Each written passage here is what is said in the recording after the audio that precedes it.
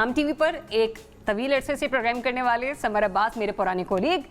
ईद मुबारक summer, कैसे हैं आप? खैर मुबारक।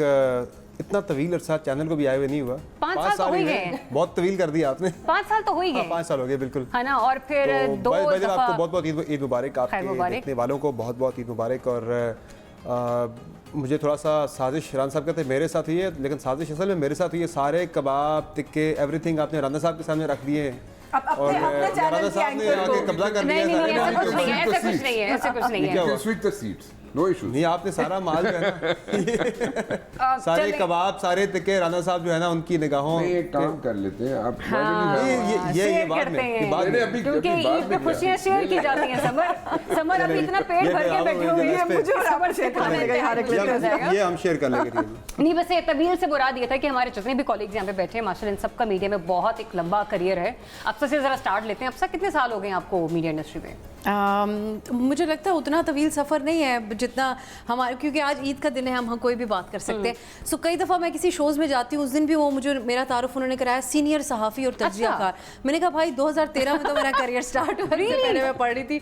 सो 2013 में स्टार्ट हुआ करियर। वो एक अलग बात है कि मैंने क्योंकि एक इदारे में बहुत अच्छा काम किया 7-8 साल, फिर उसके बाद दूसरी जगह पे आई तो वहाँ माशाल्लाह अब 3 साल होने वाले हैं। So I think maybe because I am consistent, मैं एक इदारे में अरसा ज़्यादा टाइम काम करती हूँ तो लोग समझते हैं कि शायद बहुत पहले स्टार्ट हुआ था, लेकिन 2013 को भी बड़ा वक्त हो चुका है अब। सो ऐसा है। अच्छा, लेकिन अब सब एक न्यूज़ एंकर के तौर पर जब हम लोग ईद सेलिब्रेट करते हैं तो आपको पता ना, हमें ईद की छुट्टियां या तो छोटी ईद पे ले लो या बड़ी ईद पर ले लो। प्रोग्रामिंग में ऐसा होता है कि आपने प्रोग्राम्स अपने रिकॉर्ड करवाए, अपने काम किए और आप थोड़ा सा फ्री हो जाते हैं।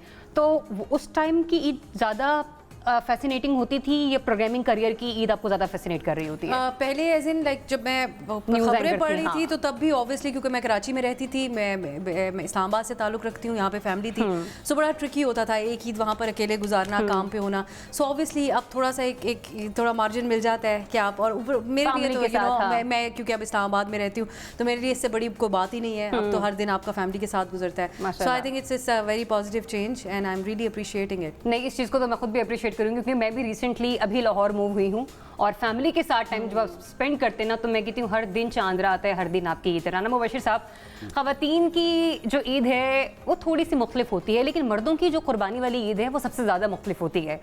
बकरा लाना या गाय लाने से लेकर बोटियाँ करना और फिर उनको तमाम रिश्तेदारों तक पहुँचाना, नमाज ईद से लेकर बाकी की स्टोरी क्या होती है आपकी ईद की? ये बड़ा मुश्किल सवाल है। क्यों? ये आप चाहती हैं ऑन एयर में सब कुछ बताऊं? बिल्कुल, सब कुछ हम तो जानना चाहते हैं। It's very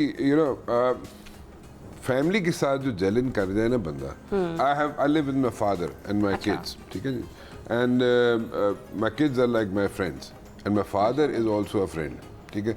He's like turning 90, but उनके साथ बड़ी मेरी गपशप है। I don't have a mother, I don't have a sister, and इस तरह मेरा वो कोई वो नहीं है, लेकिन मेरा बड़ा बॉन्ड है अपने बाप के साथ, अपने वालिद के साथ और अपने बच्चों के साथ। So I enjoy it seriously and I get a break.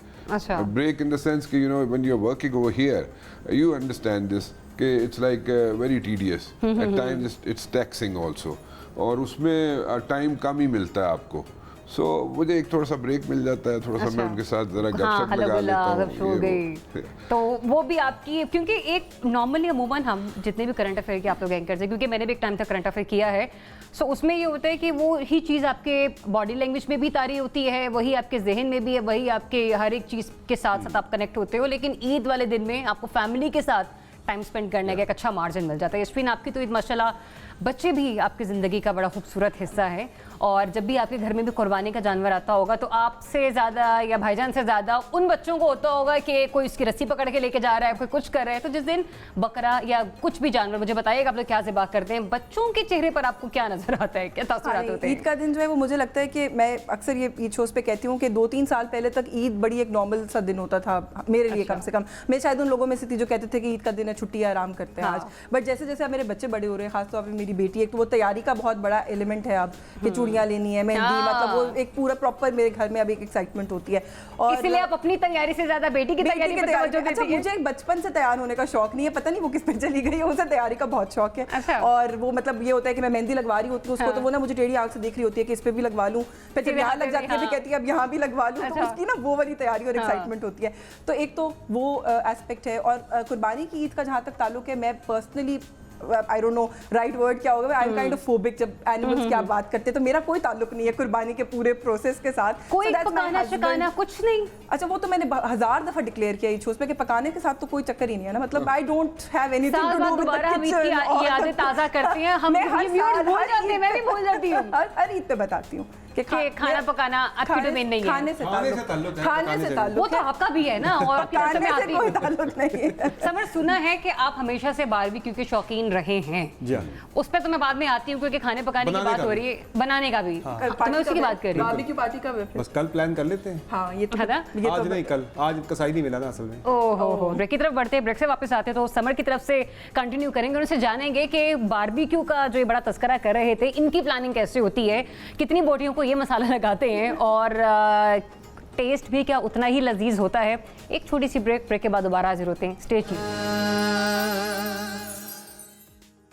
Ji, welcome back once again. और जनाब, ब्रेक के बाद हम बात करेंगे बारबेक्यू के हवाले से। जनाब समर अब्बास साहब, पहले ये बताएं कि बारबेक्यू के मसाले में डलता क्या क्या है? जी, बारबेक्यू में देखें दो टाइप के, एक तो आप ज़रा मैरिनेट करते हैं, मैरिनेशन वाला जो है उसमें तो रेसिपी बता रहे हैं, दही के अंदर जो है डाल के मुख्तलिफ मसाले वगैरह डाल के जो है खुद से बताएं कौन कौन सा मसाला डलता है, खुद से बताएं। मुझे तो कोई ड्राई से 3 इंग्रेडिएंट्स बताएं। मुझे तो मैरिनेशन वाले से ज़्यादा मुझे ड्राई वाला ज़्यादा पसंद है, जिसमें सिर्फ नमक वगैरह अच्छा, डाल के हाँ, हम नमक वाला नमकीन टिक्का होता है ना? हाँ, नमकीन वाला जो होता है, जो शिनवारी टाइप जो जी जी, हाई मुझे मुझे ज़ाती तौर पर बहुत ज़्यादा पसंद है। नमक डाल दीजिएगा।